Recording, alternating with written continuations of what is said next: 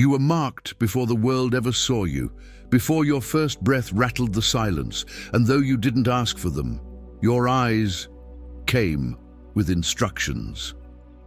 They've always been different, unsettling, magnetic, unreadable.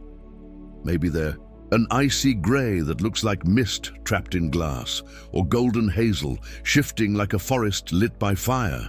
Maybe one is blue and the other brown, or they glow faintly in the dark, making people pause, flinch, forget what they were saying. Whatever the color, they were never just decoration.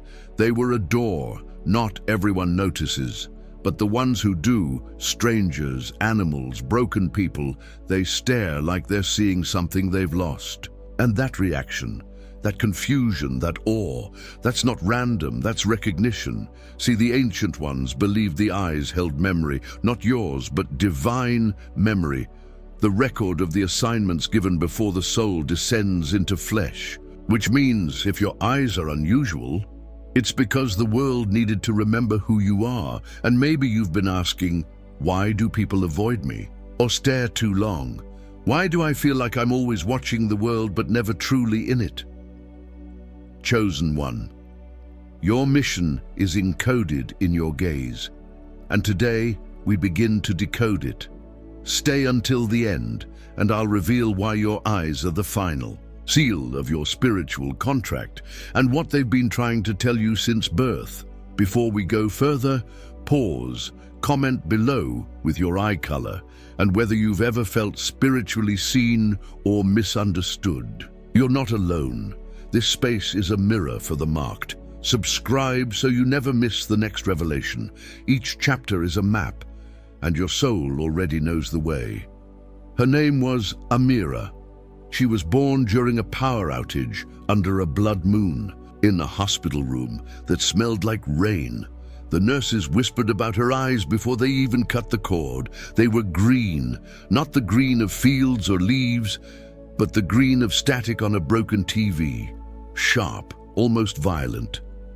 The doctor looked at her and forgot what he was about to say. Her mother wept without knowing why. Growing up, Amira learned not to look people in the eye. Kids would say she was too intense. Teachers couldn't call on her without stammering. Dogs followed her home. Birds gathered on power lines when she walked by. No one taught her how to carry that kind of gaze, but she remembered things. Dreams from before she could speak. Faces she'd never met. A voice that would say, "Not yet, watch, learn, the time is coming." At 12, she almost drowned. Not in water, but in someone else's memory. She looked into a woman's eyes in church and suddenly knew this woman had buried a baby no one knew about. Amira had felt the dirt, the scream, the stillness. She ran out shaking, ashamed. Was it demonic? Was it divine? Her grandmother, a Coptic Christian mystic, took her hands that night and said, "Child, you're not cursed. You've been given sight. Your eyes are not yours. They're God's windows. You just don't know what you're looking at yet." From that day on, Amira kept a journal, not of events, but of what her eyes felt. The heat behind stares, the chill of truth, the shimmer of destiny in strangers' faces. She stopped wishing for normal and started waiting for understanding. By 17, Amira's eyes had become a rumor. People said she could see your sins, that if she stared too long you'd forget your name. Some called her a prophetess. Others said she was cursed, but none of them knew what she knew. She couldn't control the visions, but she could feel the difference. Some gazes triggered light. Others were tunnels of darkness. At a bus stop one dusk, a man sat beside her. Nothing strange, until he turned to her and said, "You haven't unlocked the second layer yet. Don't be afraid when the blue comes." He got up and left. She never saw him again. That night, her left eye turned a deeper shade. A ring of indigo formed around her iris. Doctors had no answer. Her grandmother smiled and said, "It begins." Soon after, Amira stopped seeing just people. She began seeing threads, faint lines of energy connecting souls, and sometimes threads would snap when someone lied. or ignite when someone realized they were loved. Then the dreams changed. She stood at altars, whispering names she didn't recognize. She saw burning scrolls and heard the cry of a trumpet underwater. She woke up with verses in languages she never studied, and every time she looked into the mirror, her eyes looked less like her own. This wasn't evolution, it was activation. Across cultures, unusual eyes have always been feared and revered. The Celts believed storm-grey eyes meant you'd been kissed by the other world. Tibetan monks say heterochromia, the two-toned gaze, belongs to souls who've been reborn, out of cycle, holding unfinished vows. The Bible speaks of eyes like flames, Revelation 1:14. Ezekiel saw wheels within wheels, full of eyes all around. The Book of Enoch names angels who watch without blinking, called the Ophanim, the eyes of God. In Kabbalah, the left eye receives divine understanding. The right eye reflects judgment. Those with asymmetrical eyes may carry both, mercy and wrath in one body. Even modern metaphysics joins the chorus. Iridologists claim the eye holds a map to emotional trauma, generational curses, and unspoken gifts. But the most ancient teaching is this: to see is to remember your oath. You didn't choose your eye color, but your soul did. And if your eyes make others uncomfortable, perhaps it's because they mirror something they've forgotten, or feared, or denied. Unusual eyes are not about appearance. They're about access to vision, to memory, to divine justice. And like all holy things, they come at a cost. So what does your specific eye color say? We'll dive deeper in coming chapters. But here's what whispers from the surface. I see blue. You're here to cool the flames of rage, yet beneath you carry fire.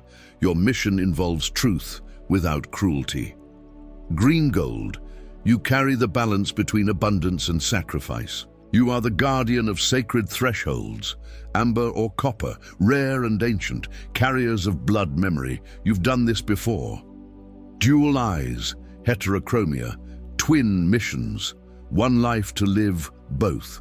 Conflict will refine you into clarity. And if your eyes have changed over time, you're in the process of spiritual migration, not becoming someone else, but becoming the one you were before birth.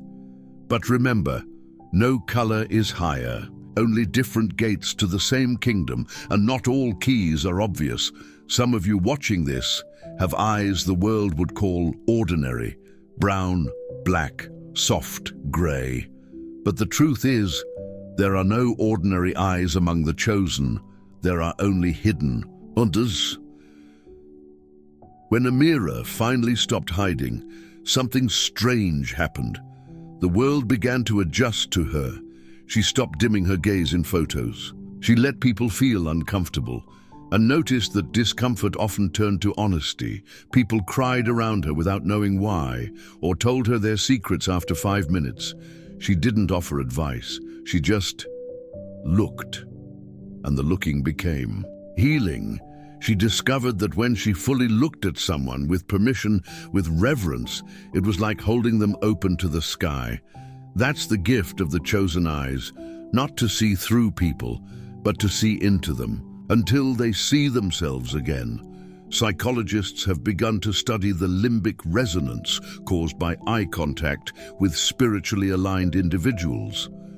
Brain waves synchronize, trauma surfaces, cortisol drops, heartbeats match, but ancient souls knew this without science. The eyes are not just windows, they are invitations to be seen without masks, to be known without shame. And once Amira accepted her mission, not to fix, not to predict, but to witness, her isolation became ministry. Now when people ask her about her eyes, she simply says, "They remember things my mouth could never say." So, if you're watching this and your eyes have always made you wonder, you're not imagining it, you're remembering, and the mission hidden in your gaze. It's not done with you yet.